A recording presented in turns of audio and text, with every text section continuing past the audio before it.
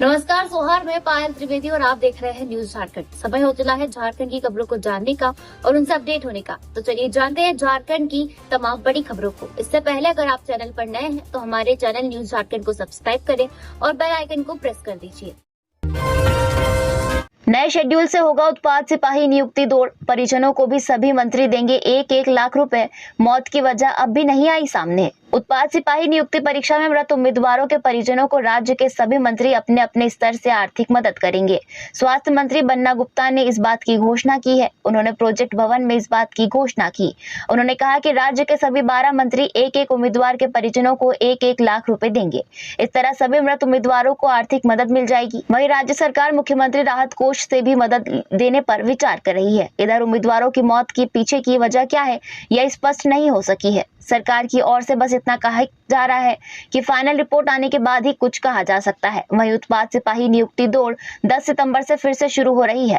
इसे लेकर पूरा शेड्यूल जारी कर दिया गया है। नए शेड्यूल के मुताबिक 10 सितंबर से 21 सितंबर तक उत्पाद सिपाही नियुक्ति के लिए दौड़ कराई जाएगी। झारखंड उत्पाद सिपाही प्रतियोगिता परीक्षा के तहत बचे हुए उम्मीदवारों की दौड़ 10 से 21 सितंबर तक चलेगी।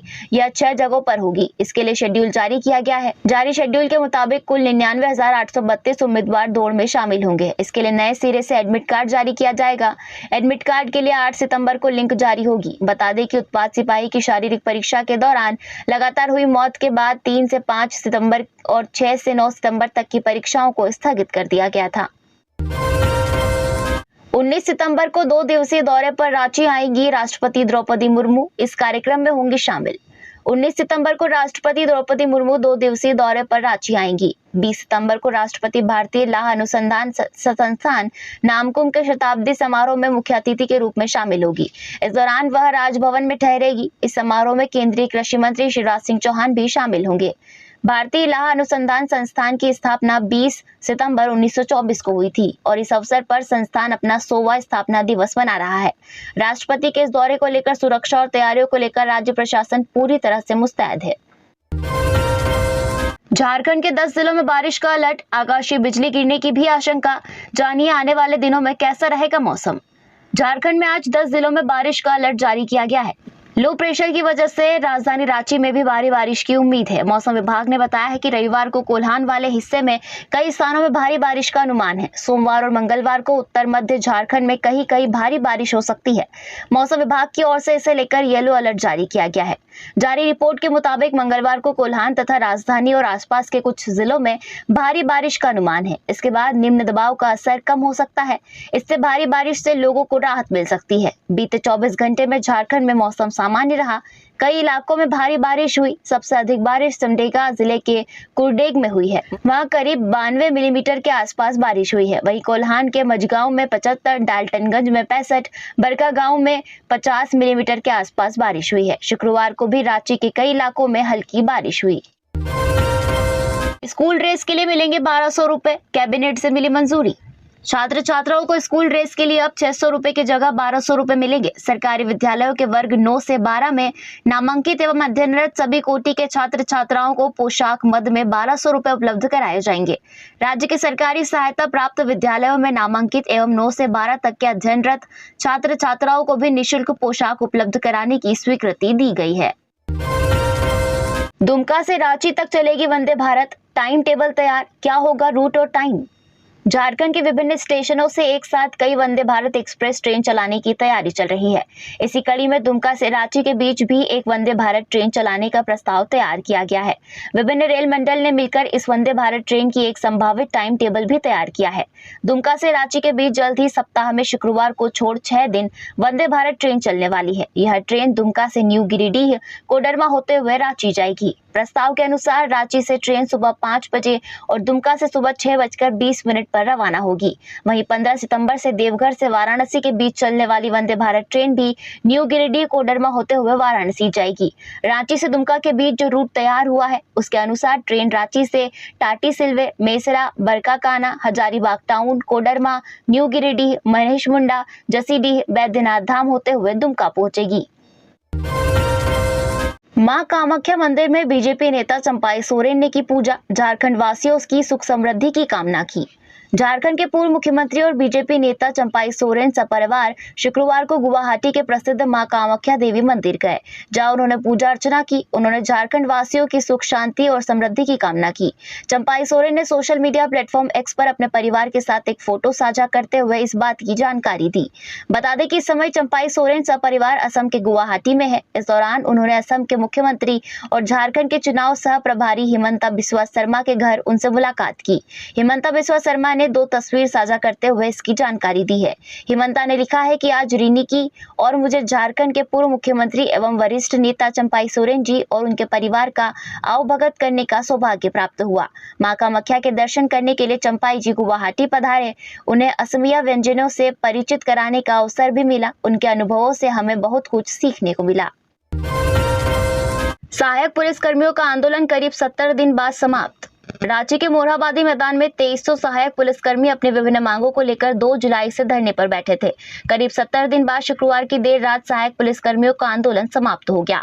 दरअसल झारखंड सरकार ने सहायक पुलिसकर्मियों की कई मांगों पर सहमति जताते हुए उसे कैबिनेट से पास कर दिया, जिसके बाद सहायक पुलिसकर्मी ने अपना आंदोलन खत्म करने की घोषणा की। कैबिनेट के फैसले के अनुसार अब सहायक पुलिसकर्मियों को 13,000 रुपए वेतन मिलेगा। वहीं सरकार की ओर से वर्दी भत्ते के रूप में उन्हें 4,000 रुपए दिए जाएंगे। साथ ही सहायक पुलिसकर्मी अब अवकाश भी ले सकेंगे। झारखंड पुलिस में समायोजन की मांग को लेकर मोरहाबादी मैदान में धरना दे रहे सहायक पुलिसकर्मी 19 जुलाई को सीएम आवास का घेराव करने निकले थे। इस दौरान उन पर झारखंड पुलिस ने लाठीचार्ज किया था। सहायक पुलिसकर्मियों की बहाली 10,000 रुपए के मानदेय पर राज्य के 12 जिले गढ़वा, पलामू, लातेहार, चतरा, लोहरदगा, गुमला, सिमडेगा, खूंटी व पूर्वी पश्चिमी सिंहभूम, दुमका व गिरिडीह में हुआ था। मंत्री देंगे मृत उत्पाद सिपाही के अभ्यर्थियों को 1 लाख, बाउरी बोले हेमंत सरकार की संवेदना मर चुकी है। झारखंड कैबिनेट की बैठक के बाद स्वास्थ्य मंत्री बन्ना गुप्ता ने जानकारी देते हुए बताया था कि सभी मंत्री उत्पाद सिपाही नियुक्ति दौड़ में के दौरान मृत अभ्यर्थियों के आश्रितों को 1 लाख रुपए देंगे। बन्ना गुप्ता के बयान आने के बाद नेता प्रतिपक्ष अमर कुमार बाउरी हेमंत सरकार को आड़े हाथ लिया है। उन्होंने कहा कि कैबिनेट की बैठक में हेमंत सोरेन सरकार ने अपने कैबिनेट मंत्री को अपने वेतन से 1 लाख देने का निर्णय लिया है, जबकि भारतीय जनता पार्टी जो वर्तमान में सरकार में शामिल नहीं है, उन्होंने सभी मृतकों के परिजनों को 10 लाख रुपए की सहायता राशि देने की घोषणा कर दी है। हेमंत सोरेन की सरकार की संवेदना पहले ही मर चुकी है। यह युवाओं को सिर्फ और सिर्फ वोट बैंक की तरह उपयोग कर रही है। नेता प्रतिपक्ष ने ही हेमंत सोरेन सरकार से आग्रह किया कि अभी भी वक्त है, वह उत्पाद सिपाही के दौड़ में मृत हुए सभी युवाओं के परिजनों को 50 लाख रुपए मुआवजा और एक सरकारी नौकरी देने की घोषणा करे। नहीं तो आने वाली सरकार जो बीजेपी की होगी, वह इन सभी मृतकों के परिजनों को न्याय दिलवाने का काम करेगी। झारखंड में अब वकीलों को भी पेंशन, देश का पहला राज्य जहां ऐसी व्यवस्था। सरकार ने लिए 3 बड़े फैसले, जल्द जारी होगा संकल्प। झारखंड के वकीलों को अब पेंशन दी जाएगी, वहीं स्वास्थ्य बीमा का भी लाभ दिया जाएगा। राज्य सरकार की ओर से इस बात की घोषणा की गई है। सरकार ने राज्य के वकीलों के लिए 3 बड़े फैसले लिए हैं। सरकार की ओर से लिए गए निर्णय का संकल्प जल्द जारी किया जाएगा, जबकि यह व्यवस्था इसी वित्तीय वर्ष में लागू की जाएगी।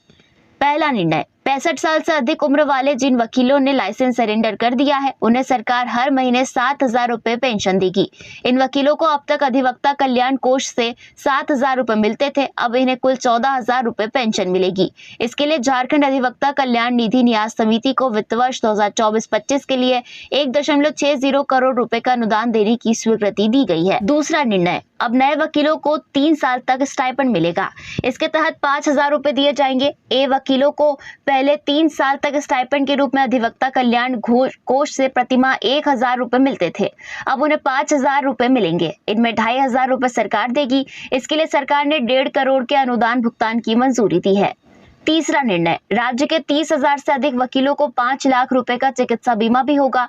इसके लिए 6,000 रुपए का प्रीमियम भी सरकार अधिवक्ता कल्याण निधि न्यास को देगी। इसके लिए भी 9 करोड़ रुपए के भुगतान की स्वीकृति दी गई है। आधी रात को दोस्त को घुमाने ले गया, रास्ते में उतारकर वापस गया और दोस्त की पत्नी के साथ किया दुष्कर्म। रांची के बुंडू थाना क्षेत्र के तूजू गांव में एक दोस्त ने अपने दोस्त की पत्नी के साथ दुष्कर्म किया। घटना रात करीब 3 बजे की है। आरोपी अजय महतो पीड़िता के पति को घुमाने के बहाने 12 बजे अपनी कार में बैठा कर ले गया और आधे रास्ते में उतार दिया। इसके बाद वो लौटकर दोस्त के घर गया और दोस्त की पत्नी के साथ दुष्कर्म किया। घटना के अंजाम देने के बाद आरोपी भागने लगा। पीड़िता ने पकड़ने की कोशिश की, लेकिन वो रात के अंधेरे में भाग गया, जिसके बाद पीड़िता ने घटना की सारी बातें अपने पति को फोन कर बताई और सुबह ग्रामीणों के साथ बुंडू महिला थाने में जाकर मामला दर्ज कराया। पुलिस ने पीड़िता को मेडिकल जांच के लिए भेज दिया है और आरोपी की गिरफ्तारी के लिए तलाश में जुट गई है। आरोपी अजय महतो उसी गांव का रहने वाला है। इसके पहले भी गांव के ही एक अन्य महिला पर दुष्कर्म के आरोप में जेल जा चुका है। वह कुछ महीने पहले ही जेल से छूटकर बाहर आया था। 2 साल बीत गए पर झारखंड में अब तक नहीं हुई एफएसएल डायरेक्टर की नियुक्ति।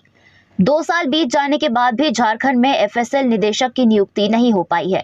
इससे पहले AK बापुली एफएसएल के डायरेक्टर थे। उनका कार्यकाल 15 सितंबर 2022 को ही खत्म हो गया था। उनकी कार्यावधि बढ़ाने के लिए सरकार के पास फाइल गई थी, लेकिन अब तक उक्त फाइल पर विचार नहीं हो सका है। ऐसे में झारखंड में एफएसएल डायरेक्टर का पद अब तक खाली पड़ा है। जामताड़ा पुलिस ने 5 साइबर अपराधियों को रंगे हाथ पकड़ा। ATM कार्ड बंद होने के नाम पर करते थे ठगी। जामताड़ा में गुप्त सूचना पर कार्रवाई करते हुए जामताड़ा साइबर पुलिस ने 5 साइबर अपराधियों को रंगे हाथ गिरफ्तार किया है।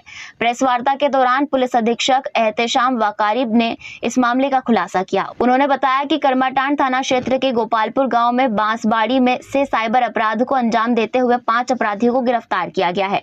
गिरफ्तार अपराधियों में प्रदीप मंडल, वासुदेव मंडल, अफजल अंसारी, मजहर आलम और जलील अंसारी शामिल है। इन साइबर अपराधियों के पास से पुलिस ने 22 एंड्रॉइड मोबाइल फोन, 24 फर्जी SIM card, 2 ATM card, 2 passbook, 2 आधार कार्ड और 1 पैन कार्ड बरामद किया है। पुलिस अधीक्षक ने बताया कि इन साइबर अपराधियों के खिलाफ गुप्त सूचना प्राप्त हुई थी। इसके बाद टीम बनाकर छापामारी की गई। छापामारी के दौरान गठित टीम में पुलिस निरीक्षक देवेंद्र कुमार वर्मा, साइबर थाना प्रभारी सह पुलिस निरीक्षक अब्दुल रहमान, जयंत तिर्की सहित अन्य पुलिस पदाधिकारी और सशस्त्र बल के जवान शामिल थे। साइबर अपराधी SBI और पंजाब नेशनल बैंक के क्रेडिट कार्ड व डेबिट कार्ड बंद होने की बात कहकर पहले लोगों को झांसे में लेते थे, फिर उनसे मोबाइल शेयरिंग ऐप के माध्यम से जरूरी जानकारी प्राप्त कर साइबर ठगी को अंजाम देते थे। दुमका एयरपोर्ट को DGCA से अनुमति मिलने का इंतजार। दुमका उपराजधानी का एयरपोर्ट लगभग बनकर तैयार है। इस एयरपोर्ट में एयर ट्रैफिक कंट्रोल और टर्मिनल बिल्डिंग के अलावा सारे इंफ्रास्ट्रक्चर लगभग 4 साल पहले ही बनकर तैयार हो चुके हैं। इस एयरपोर्ट को इस तरीके से तैयार किया गया है ताकि यहाँ घरेलू और छोटे विमान उड़ान भर सके। तत्काल यहाँ जो सुविधाएं व संसाधन उपलब्ध है उसमें दुमका हवाई अड्डे से 72 सीटों वाले विमान उड़ सकेंगे। हवाई पट्टी की लंबाई 4000 से बढ़ाकर 6000 फीट की जानी है, जिसके लिए जमीन अधिग्रहण व एयरपोर्ट का विस्तारीकरण भी किया जा चुका है। दरअसल दुमका हवाई अड्डे के रनवे की अभी लंबाई तकरीबन 4000 फीट है। 72 सीटों वाला विमान उड़ने के लिए यह दूरी कम से कम 6000 फीट होनी चाहिए। इसी लिहाज से यहाँ की हवाई पट्टी को लंबा करने का काम होना है, जिसे तुरंत किया जा सकता है। जल्द तैयार होगा NDA में सीट का खाका। 9 और 10 सितंबर को दिल्ली में बड़ी बैठक। झारखंड में विधानसभा चुनाव को लेकर NDA और सीट शेयरिंग का खाका जल्द ही तैयार हो जाएगा। भाजपा और आजसू के बीच सीटों का बंटवारा होना है। 9 और 10 सितंबर को दिल्ली में भाजपा के आला नेताओं के साथ आजसू अध्यक्ष सुदेश कुमार महतो की अहम बैठक होनी है। दिल्ली में श्री महतो गृह मंत्री अमित शाह से भी मिलेंगे। भाजपा के प्रदेश प्रभारी लक्ष्मीकांत वाजपेयी, चुनाव प्रभारी व केंद्रीय मंत्री शिवराज सिंह चौहान व सह प्रभारी हिमंता बिस्वा शर्मा के साथ श्री महतो की बैठक होगी। इस बैठक में एक सीट पर चर्चा होगी। आजसू की दावेदारी पर विचार विमर्श होगा। भाजपा व आजसू नेताओं का कहना है कि NDA व्यवहारिक सीट शेयरिंग करने के पक्ष में है। सीटों की संख्या से ज्यादा जीत सुनिश्चित करना एजेंडा होगा। नहीं रहे HEC के सबसे पुराने यूनियन लीडर राणा संग्राम सिंह। रविवार को होगा अंतिम संस्कार। आज मजदूर आंदोलन के एक महान पुरोधा का अंत हो गया। HEC के सबसे पुराने यूनियन लीडर और इंटर के जाने माने राष्ट्रीय वरीय सचिव राणा संग्राम सिंह जी का आज निधन हो गया है। वह 96 वर्ष के थे। राणा संग्राम सिंह के पार्थिव शरीर को पारस अस्पताल के मर्चरी में रखा गया है। उनका अंतिम संस्कार रविवार को धुरवा स्थित सीठियो मुक्तिधाम में सुबह 11 बजे होगा। यूनियन लीडर के धुरवा स्थित आवास से मुक्तिधाम तक यह सुबह 10 बजे शव यात्रा निकाली जाएगी। हटिया प्रोजेक्ट वर्कर्स यूनियन के संयुक्त महामंत्री लीलाधर सिंह ने कहा कि राणा संग्राम सिंह के निधन पर शोक व्यक्त किया। उन्होंने कहा कि राणा संग्राम सिंह के निधन अंत के साथ मजदूर आंदोलन के एक युग की समाप्ति हो गई। इटकी व धुरवा बस स्टैंड के दिन बहुरेंगे, बेहतर नागरिक सुविधा मिलेगी। नगर विकास सचिव सुनील कुमार ने राजधानी रांची से खुलने वाली इंटरसिटी बसों के लिए बने बस टर्मिनल में बेहतर सुविधा उपलब्ध कराने का निर्देश निगम के अधिकारियों को दिया है। सचिव ने स्पष्ट कहा है कि इटकी रोड स्थित बस टर्मिनल और धुरवा बस टर्मिनल में बेहतर नागरिक सुविधा उपलब्ध कराई जाए ताकि रोजाना आने वाले यात्रियों को किसी तरह की परेशानी न हो। सचिव ने अन्य शहरों में भी इंटरसिटी बसों के लिए बस टर्मिनल निर्माण की योजना लेने को कहा है। कई माध्यमों से सरकार के समक्ष यह बात सामने आ रही थी कि इटकी व धुरवा बस स्टैंड में नागरिक सुविधा की कमी है। झारखंड पुलिस मुख्यालय ने 189 सहायक अवर निरीक्षकों का किया ट्रांसफर। पुलिस मुख्यालय ने झारखंड के 189 सहायक अवर निरीक्षकों का स्थानांतरण पदस्थापना किया है। ये विभिन्न जिला बल और इकाई में पदस्थापित थे।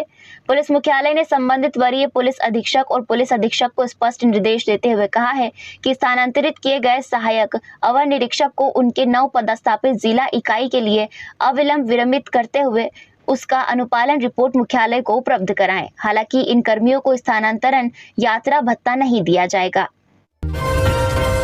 मनी लॉन्ड्रिंग केस में निलंबित चीफ इंजीनियर वीरेंद्र राम के सीए नीरज मित्तल एवं सहयोगी राम प्रकाश भाटिया की जमानत पर हाईकोर्ट में सुनवाई पूरी, आदेश सुरक्षित। मनी लॉन्ड्रिंग में जेल में बंद निलंबित चीफ इंजीनियर वीरेंद्र राम के सीए नीरज मित्तल एवं सहयोगी राम प्रकाश भाटिया की जमानत अर्जी पर झारखंड हाईकोर्ट में सुनवाई पूरी हो गई। हाईकोर्ट की एकल पीठ ने दोनों पक्षों की सुनवाई पूरी होने के बाद नीरज मित्तल एवं राम प्रकाश भाटिया की जमानत पर फैसला सुरक्षित रख लिया। दोनों की ओर से हाईकोर्ट में अलग अलग जमानत अर्जी दाखिल की गई है। पूर्व में ईडी के विशेष न्यायाधीश पीके शर्मा की कोर्ट ने इन दोनों की जमानत याचिका खारिज कर दी थी। इसके बाद उनकी ओर से जमानत के लिए हाईकोर्ट में आग्रह किया गया है। बता दें कि वीरेंद्र राम के सीए नीरज मित्तल, राम प्रकाश भाटिया एवं ताराचंद के खिलाफ ईडी ने आरोप पत्र पूर्व में दाखिल कर दिया है। नीरज मित्तल पर टेंडर मैनेज करने के लिए कमीशन लेने और करोड़ों रुपए की मनी लॉन्ड्रिंग के मामले में संलिप्त रहने का आरोप है। दिल्ली से नीरज मित्तल को गिरफ्तार किया गया था। वहीं राम प्रकाश भाटिया एवं ताराचंद पर वीरेंद्र राम की काली कमाई को सफेद करने का आरोप है। उल्लेखनीय है कि नीरज मित्तल पेशे से एक चार्टर्ड अकाउंटेंट है। यह दोनों आरोपी फिलहाल ईडी की न्यायिक हिरासत में जेल में बंद है। इन पर निलंबित अभियंता प्रमुख के पैसों के निवेश में सहायता करने का आरोप है। केंद्रीय जांच एजेंसियों से जुड़ा मामला, कैबिनेट सचिवालय के अधीन बड़ा कार्यदायित्व। केंद्रीय जांच एजेंसियों से जुड़े सारे मामलों पर अब मंत्रिमंडल सचिवालय समन्वय एवं निगरानी विभाग विचार करेगा। सरकार ने गृह विभाग के स्थान पर मंत्रिमंडल सचिवालय विभाग को नोडल विभाग बनाया है। कैबिनेट के फैसले के बाद इस संबंध में कैबिनेट सचिव वंदना दादेल की हस्ताक्षर से अधिसूचना जारी कर दी गई है। इसके तहत डीएसपी एक्ट की धारा 5 एवं 6 के मामलों को छोड़कर सभी केंद्रीय एजेंसी से संबंधित मामले कैबिनेट सचिवालय को दिया गया है। यानी इस विभाग का कार्यदायित्व बढ़ाया गया है। अब सीबीआई, आईटी, ईडी सहित अन्य 5 एजेंसी से जुड़ा मामला सरकार के स्तर पर मंत्रिमंडल सचिवालय एवं निगरानी विभाग देखेगा। इंस्पेक्टर व सार्जेंट मेजर रैंक के 555 पुलिस पदाधिकारियों की अंतिम वरीयता सूची जारी।